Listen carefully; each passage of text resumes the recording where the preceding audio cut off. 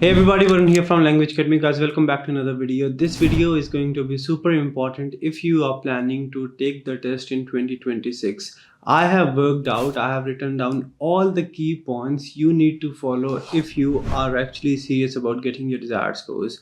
We'll be discussing all the modules, that what you need to do in speaking, what are the things expected out of you in writing, in reading and listening, and how you have to achieve your desired scores in 2026.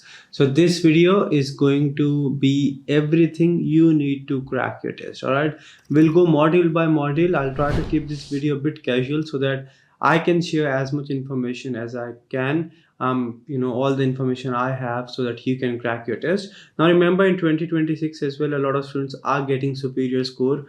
Within the first 3-4 days we have got a lot of results, and after the changes in 2025, thousands of students have achieved the desired scores. So everything is possible. Scores are still possible in PTE. Just need to do it the right way. All right, let's talk about speaking. In speaking, you have to prioritize your clarity and your content.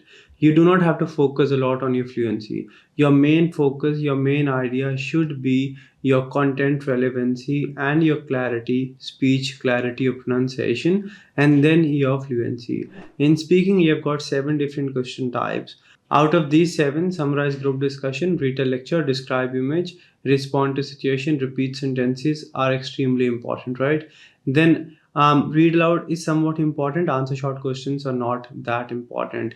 In respond to situation, summarize group discussion, describe image, and read a lecture, you can use a structure or a template which I have provided in the full course video, but you need to make sure you add relevant content. If you just speak a template with minimum content, you will not get your scores. Do not use keywords in your content. Speak meaningful content, frame sentences, go around 35 seconds and respond to situation, read a lecture and describe image, around 90 seconds in summarize group discussion, and then in repeat sentence try to maximize your content and maintain your fluency. Read aloud, try to speak in a calm manner and focus on clarity. So speaking is just about being clear, speaking relevant content, and speaking in a flow. You should not be prioritizing, or you should not focus on speaking too fast. You should focus on speaking clearly, speaking relevant content, and understanding the importance of different question types in speaking, and you'll be fine. So this is what you need to do in speaking. All right, now let's move on to writing. Writing is one of those modules which used to be extremely easy, but students are finding it difficult nowadays. What are the things you need to do in writing? First of all, understand that in writing you get points from 4 different question types. Summarize written text, writing essay. These 2 questions are from the writing module. Then from listening, summarize spoken text, and listening, write from dictation. So you have to focus on all these 4 question types for your writing. The very first one is summarize written text. In here, you have to make sure that whatever summary or whatever answer you write, you need to write relevant content again. It's not that you're just writing random sentences and you'll get the scores. You need to write relevant content or relevant sentences. You need to figure out 3 to 4 important sentences. Important sentences means sentences should be related or should cover the main idea or main topic from the passage. Then you need to join those sentences using connectors, and then replace 3 to 4 words as well. The strategy or the trick here is that you have to write relevant content. Do not copy and paste exactly the same content, change 3 to 4 words, and also use connectors. Make sure you only use one full stop at the end, no full stop, no question mark, no exclamation in the middle of your response, and write around 60 to 65 words, right? So this is what you need to do in summarize written text. Next is essay. Again, extremely important. An essay is something you really need to work hard on. Gone are the days that we used to tell you that go follow this template, just add few keywords and you'll be fine. No, you need to make sure you actually understand what the essay topic is, what the requirements of the question are, and you address accordingly. Essay, you need to write 4 to 5 paragraphs. Write around 250 words, 250 to 260 words if your typing speed is good. If not, you can even write 220 words, but you need to write relevant content. Introduction, you need to describe or discuss what all you will be covering in this particular essay. Then body paragraph 1 will be the first side of the argument, body paragraph 2 will be the second side of the argument, and then you'll provide a conclusion. I'll recommend you, if you want to use a template, go for it, but add relevant content. Otherwise, you can use the freestyle structure. That's pretty easy to follow and will 100% get you the desired scores. The link to the freestyle essay writing structure and explanation, I'll attach the link in the description box. You can watch that video as well. But what are the things you need to take care of in essay? You need to make sure you address everything asked in the essay topic or essay question. You write relevant ideas in both body paragraph 1 and body paragraph 2. Next, make sure there are no spelling and grammar mistakes. And then at the end, make sure you proofread properly and go around 250 to 260 words if you can write. Otherwise, even in 220 words, you need to address these requirements. If you do this, you will be fine. Next is your reading module. We'll not be discussing summarize, spoken text, and write from dictation. That we'll be discussing in the listening module. Now, what are the things you need to be careful in reading module? You need to prioritize the important question types, and at the same time, you need to manage your time as well. There are 5 different question types in the reading module. Reading drag and drop blanks, reading drop down blanks, MCQ single answer, MCQ multiple answer, and reorder paragraph. So your exam pattern will be reading drop down blanks, then MCQ multiple answer, then reading reorder paragraph, then reading drag and drop blanks, and then MCQ single answers.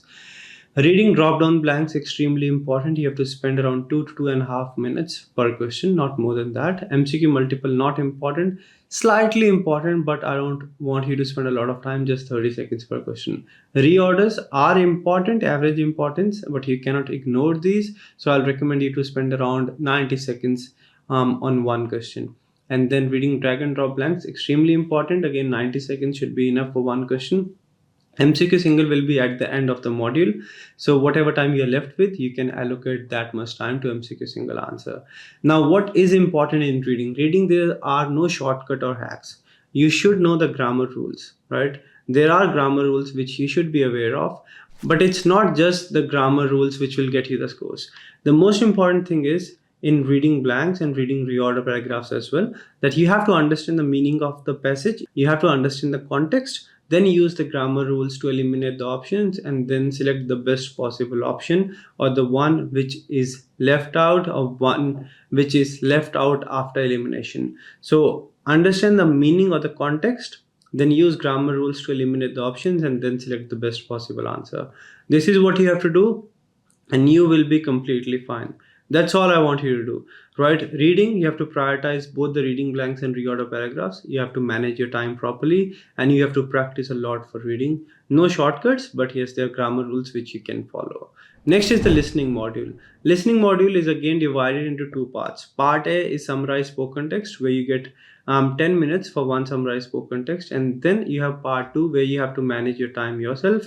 You'll have limited time, around 14 minutes here, depending on your exam pattern. Some students even get 11 minutes, some students even get up to 16 minutes, but I'll tell you how much time you have to spend on each question type. First one is summarize spoken text, and this is extremely important. If you use a template over here or just add keywords over here with no relevant content, unfortunately you'll not get your desired scores. What you have to do here, you have to write 4 to 5 sentences, around 65 words. First sentence will be introduction, then 2 to 3 main sentences from the lecture or relevant to the lecture, and then a short conclusion. You can use connectors like firstly, furthermore, moreover to join or connect your ideas, but you should not be using majority of the part should not be the template, and it's not that you have to just write single word keywords. That's not going to help you at all. This is what you need to do, and you will be completely fine. Introduction, 2 to 3 sentences or main ideas from the lecture, and then a conclusion, around 65 words. Make sure there are no grammar and spelling mistakes. All right, this is what you need to do, and things will be sorted for you. Next, after this, the part 2 of listening module will start. One thing for summarize spoken text as well, please avoid shortcuts. Please do not write irrelevant information. Please do not write keywords. Write meaningful sentences. Even though you are not able to cover each and everything, but do write meaningful sentences, okay? Then part 2, The first question type is MCQ multiple answer. Not important, but you have to give your best. In listening, you cannot move on to the next question until the audio finishes. So anyway, you'll have to listen to the complete audio. So spend around 10 seconds after the audio in MCQ multiple answers, but not important. Then listening, fill in the blanks, extremely important. Take care of spellings over here. This is going to give you a lot of points. So be very careful about the spellings, about singular, plural at the end of the word. For example, the word is boys and you're writing boy in the blank, you'll not be getting points for it. So spellings are extremely important after the audio around 30-40 seconds. Okay. Then you've got your highlight correct summary, select missing word, and MCQ single answer. These three question types again are not important. After the audio, 5 to 10 seconds. That's it. Give your best, but do not waste your time. The seventh question is highlight incorrect word or words. Very important. You have to be very careful here. There's negative marking. You'll get an audio. The transcript of the same audio will be on the screen. Few words in the transcript will be different as compared to what they speak in the audio. You have to select the incorrect or different words. But there's a catch here. There's negative marking. If there's any word you're not sure, do not select it. Do not select it. After the audio, you don't have much to do over here. So do not spend a lot of time, probably 5 seconds at max. Next is write from dictation. This is extremely important. This is the reason I was telling you that do not spend too much time on MCQ single, MCQ multiple. Highlight correct summary and select missing words, because if you spend a lot of time over there and you do those ones correct, but you do not have enough time for write from dictation, you will not get your desired scores. So you need to make sure you have enough time for write from dictation. You'll get 3 questions for write from dictation. I would highly recommend you to spend 1 minute for each question, not more than that, 50 seconds to 1 minute, including the audio time. Here, you have to be careful with your spellings. You get 1 point for each correct word, 0 for incorrect word. Now, let's say the sentence is, I am a good boy. And you write, I am good boy. You get 4 on 5. What you have to do over here, listen to the sentence, take down the initials. Do not write the full sentence. Write down the initials. For example, in I am a good boy, write IAA, I am a good boy, GB, right? And then keep on repeating the sentence in your mind. Write down the main words like good and boy, and then type back your answer. If you're not really sure about spellings, if you're not really sure about the articles, if you're not really sure about singular or plural, you can add extra words. For example, I am a good boy. You're not really sure if it is I am a good boy or I am the good boy. What you can write is I am a space the good boy. You get 1 point for each correct word you write, 0 for each incorrect word you write. There's no negative marking and you don't have to worry about the sequence. I've tried and tested this in my test after the changes as well. I've got 90. All our students do the same way and they get 90 as well.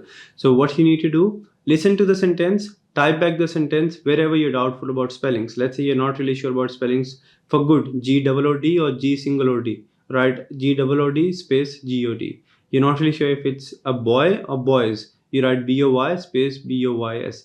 Whichever word will be correct will be awarded 1 point, and for incorrect or the extra words you add, you will not lose points. Now, I don't want you to add extra words for no reason that you end up wasting a lot of time.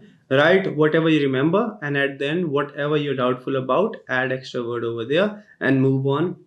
You'll have 3 to 4 dictations, so you'll have to hurry up. You'll have to make sure you allocate around 50 seconds to 1 minute for each question for write from dictation, and you do not stop until you submit your test. Sometimes students just assume I've just got 3 dictations and they sit like this looking at the screen, and at the end they realize they have 1 more question to go.